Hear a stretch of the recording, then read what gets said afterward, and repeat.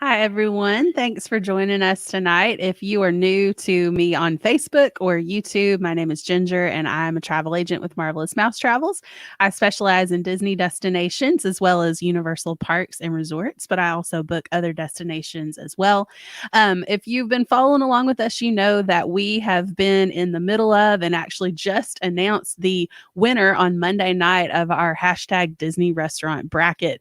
And so when we were doing that live and we were sharing the results of what people had been, voting on for the past couple of weeks, we had a couple of requests come through of people saying, "Hey, can we get a blank bracket? Can we fill out our own bracket so that we can talk about, how we would have laid these different restaurants out?" And so we are sharing, some of the ones that we have gotten tonight that people emailed in. But also, if you didn't get the chance to actually fill out the bracket, we definitely still want to hear from you. So you can let us know in the comments what your final four restaurants would have been if you had been doing the bracket challenge. But I have here with me tonight my husband Evan, and he is going to be the one kind of talking us through the different brackets that people have showed.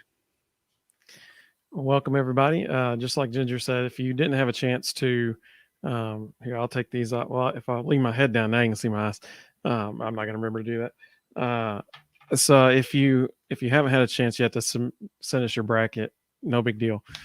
Just go ahead in the comments and tell us your final four, and then who your champion would have been out of those four, and then we'll be happy to show that to everybody.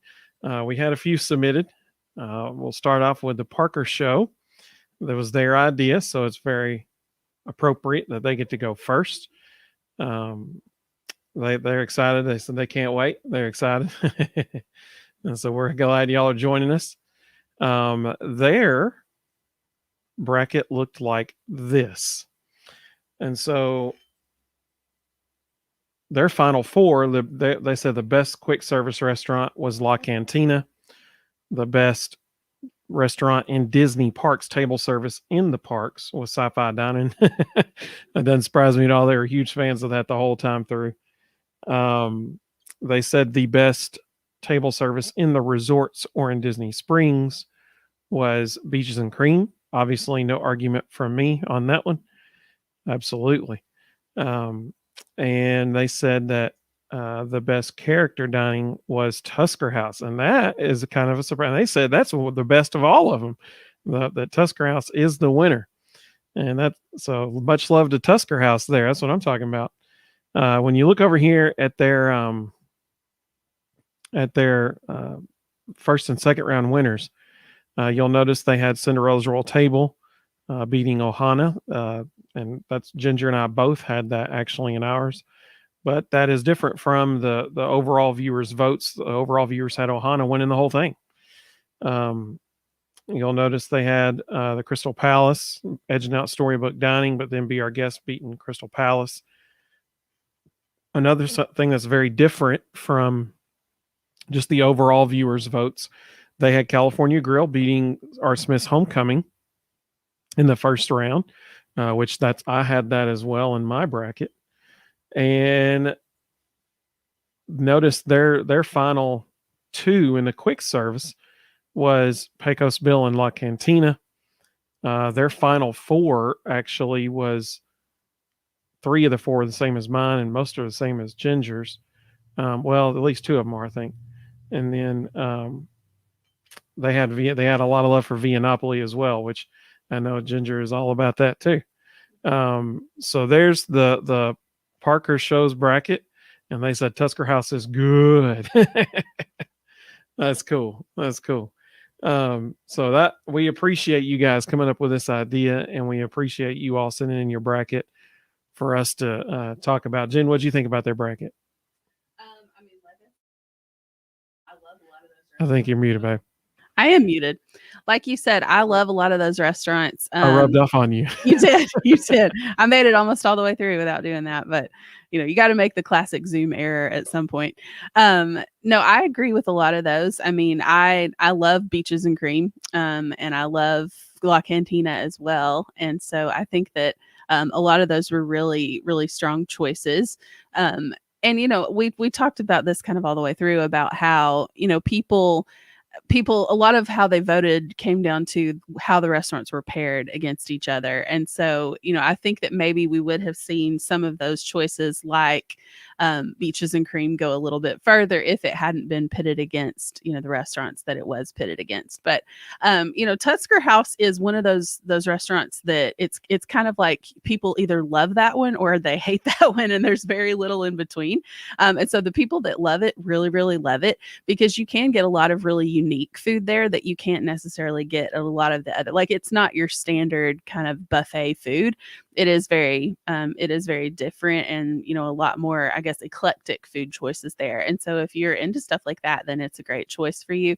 And it also is, one of the few table service restaurants in Animal Kingdom that I, do tend to recommend to clients. And obviously it's not open right now. But when it is, that is one that I recommend for Animal Kingdom because I do tend to prefer the quick service at Animal Kingdom to the table service options. But I think that Tusker House with those characters, makes it a really strong choice. Yeah, and it's great proximity to the Kilimanjaro Safari. Great proximity to really that whole half of the park, that whole side of the park. So even Pandora is very close to Pandora. So that's a great location inside the park as well. So kudos to the Parker Show for sending that and coming up with the idea and sending that in. You all are awesome. Thank you all so much for always interacting with us. We so appreciate you guys. And they said, "Hey, Disney, open these places." I think that's fair. Same thing with Ohana, right? Yep, for sure. Well, our next our next bracket was submitted by Jennifer Self, and if you happen to have watched any of the tournament as it unfolded, then you will know that Jen Self, we discovered that she's actually very good friends with Guy Fieri. We discovered that she was kind of the spokesperson for Chicken Guy that made Chicken Guy progress all the way to the Elite Eight. It finally got overtaken in the Elite Eight by Pecos Bill, according to the viewers. So Jen Self submitted her bracket. I love you, Jen. Jen is hilarious, as evidenced by that. She didn't even hesitate either, man. Like we hadn't posted that thing probably 5 minutes before she said that. She cracked me up when she sent that. That was pretty good. The Parker Show got a kick out of that one too. That made me laugh, man. That was really, really good. And what was the funniest thing about that whole deal with Jen and the Jen Self and the whole thing, when we were going over who made it to the Elite Eight or the Final Four, rather, it was the Final Four. We said, would this have been, because Pecos Bill won the quick service one. And so he said, would this have been your number one restaurant? And everybody started chiming in the comments saying, no, it wouldn't have been. No, it wouldn't have been.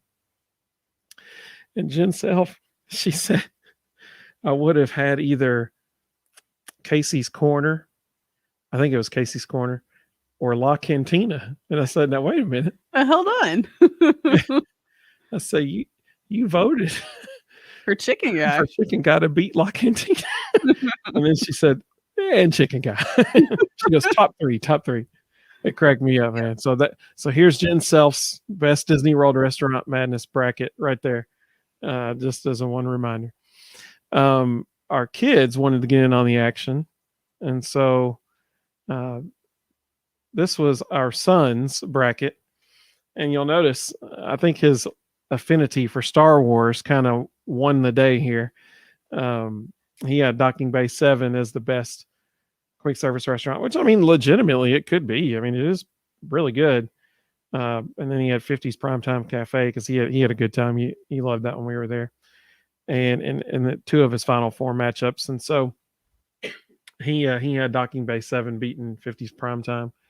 And then had the influence of his mom, I think, made a Grand Floridian Cafe win that category, and then the bottom right category, Topolino's Terrace, which I think that's a legit good choice coming out of that category because it's just a really good restaurant. And so he had Docking Bay 7 and Topolino's in the championship matchup, and then he had Docking Bay 7 win. Like I said, I think his affinity for Star Wars kind of won out there. Well, and here's the thing. I have had pot roast at Docking Bay 7 and I've had pot roast at 50's Primetime Cafe. And I can't say that the pot roast at 50's Primetime was any better than what you'll get over at Docking Bay 7, but you're going to pay a whole lot less for it at Docking Bay 7. So, yeah. Yeah. So, and also too, I don't think that it's just my influence that had Grand Floridian go all the way through. I think the kids just got taste of, you can't deny it. I agree. I agree. Parker Show said, I like your son, Star Wars fan. Very much so. Very much so. Very much so. All right. And then our daughter wanted to get in on the action too. And so, and like I said, if you're watching this and you didn't send us a bracket, it doesn't matter. Just send us your top 4 and then give us your winner out of those 4 in the comments. That'd be fine. Our daughter.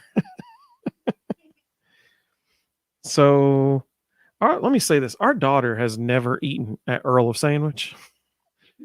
Not even a single time. Nope. But she had it making it to the championship matchup. Yep. For the sole reason that sandwich was in the name and she liked sandwiches. And then, now, I think a lot of people would agree with her on the Boathouse. I think a lot of people agree with that. And I think a lot of people will agree with her on Liberty Tree Tavern.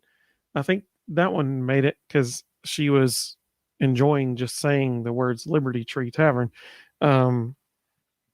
She's 5. Yeah. Except it was, instead of Liberty Tree, it was Libertree, Libertree Tavern. And the character dining, she had Trattoria Al Forno, which is at the boardwalk. You get to meet Ariel, Prince Eric, Rapunzel, and Flynn Rider at that one. And quite honestly, it won for that reason alone. Ariel and Rapunzel. She is a huge Rapunzel fan. And so having Rapunzel as part of that equation, that won the day. And, I thought about, I'm not even going to show that, but then I thought, well, you know what, though? I mean, if parents want to know what their kids are thinking, there you go. Well, here's the thing about that restaurant. Like we have a full review of Trattoria Al Forno, their character breakfast, on our YouTube channel. If you want to check it out, if you're watching us on Facebook, you can get there by going to youtube.com/gingermmt. But if you do love Ariel and Rapunzel, and if you want to meet princes and not just princesses, that's one of the only character meals where you have that option. Now, I think, if I'm remembering correctly, I think the only other character meal on site where you can meet a prince is at 1900 Park Fair at the Cinderella's Happily Ever After dinner. You can meet Prince Charming sometimes. He's not always there, but he is sometimes. The first time we ever ate there, he wasn't there. And then, the 2 times afterwards that we've eaten there, he has been. But you can always meet Flynn for the most part, you can meet Flynn and Eric pretty much all the time. And so that's a unique opportunity. Yeah, the first time we ate at 1900 Park Fair, I think maybe Prince Charming was under the weather because we were told that he was off on taking care of royal business, and so he had some royal paperwork to attend to. That's what it was. That's what it was. So he wasn't there the first time we were there. The Parker Show said, not eating at Earl of Sandwich, much just like that. That's exactly correct. Yes, the name sandwich was in the name, therefore that's what took it the distance for her. So that's the ones we had submitted. If, like I said, if you want to let us know in the comments your top 4 restaurants and then your winner, that'd be awesome. Just to give you a heads up of what's coming up on our channel. So tomorrow, we just got back actually from a vacation at the Biltmore Estate in Asheville, North Carolina. So tomorrow on the channel, you will see the first vlog released from that trip. It's day 1, and then the day, so Monday, you'll see day 2. And day 2 is going to have all the stuff up on the actual gardens and like around the house that you think of at the Biltmore. Day one was our check-in day, so we're going to take you around Antler Hill Village, which is also on property at the Biltmore Estate, and so you will see that coming up very soon. We have something exciting going on tomorrow. We're going to record an interview with a former Disney cast member, and she's going to give us her top 10 restaurants at Walt Disney World, and we're going to count those down. And so we're going to record that with her tomorrow. And so that'll be coming up later on this week. And then after that, we'll have a resort tour, a hotel tour of the Village Hotel, which is on property of the Biltmore Estate where we stayed. And that's where we stay. And Ginger already has a like a room tour on her Facebook page already of that. So on her YouTube, or excuse me, facebook.com/GingerMMT. So you can check that out there. But everybody who joined us, we appreciate you. The Parker Show, thank you all so much. Y'all are the MVPs. Jen Self, your bracket cracked us up. And I'm going to let Ginger take us out. Yeah, well, like Evan said, we've got some exciting stuff coming up on the channel from a non-Disney or a Universal destination. And that's a question that I get quite a lot from people is, what if I want a hotel out of town for the weekend? Is that something you can help me with? And the answer is yes. I don't just book Orlando vacations. I can book you at all-inclusives or, different hotels and things like that for different destinations that you might be interested in. So if you would like information about that, or if you'd like to get a free quote, you can visit me at my blog, which is gingermmt.com. And in the upper left-hand corner, there's a little icon that says get a free quote that you can click on. You can also sign up for newsletters there. You can subscribe to the blog. You can subscribe to the YouTube channel. So there's lots of different ways to follow along with what is coming up in our different social media platforms. But thank you so much for joining us. We've really enjoyed doing these lives. Looking forward to coming up with other things that we can do some live streams to and interact with you all. But we really appreciate it, and we hope that you have a great night, and thanks for joining us.